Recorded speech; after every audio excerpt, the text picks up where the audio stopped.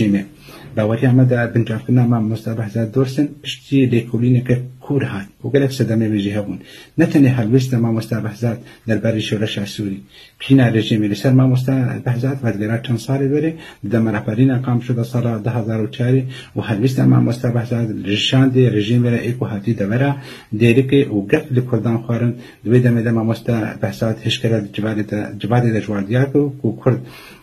راپرین کن جبر ما في خوب جه بکن و کرد خودان ما فن دلی اب ما في هناك بجيب بن هاجرنا ام جي راپرین ناس کنین و ام قفه کو هل مدخن بچاوی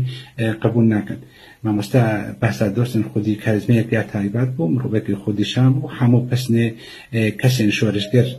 کسایتی آویدا هبون خدانه بریاره بو نتنه بسر آسیاری خستنا پارتی لدیره سرانسری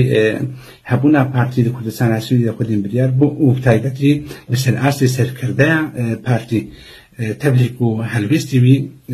جهرز کرده بون لجم حمی پارتی سیاسی هندره انجمن اجتماعی کردی ده و هندره اپوزیسیون سعودی ده و ها ما مستبحث دورسن خودان تکلیه خورد بو به هبرزین خورد و جوان را او هبرزین کو هیوی لسر و هبون ببن صدام سرکان دگهورتن و سرکتنا شورش ده ابان صدام حموا هشت بریاره رژیم بدور کرناوی جیب به و مخابن جبرکو رژیم نتکاری بلیکاری هناک اکثر رابه دستک خوا لدورا کردستان سوریه ده خواست اوجیکو پیدا بون ما مستا بحثات دورسن داوی ده حتی بنجاف کردن و مخابن پروژه رژیم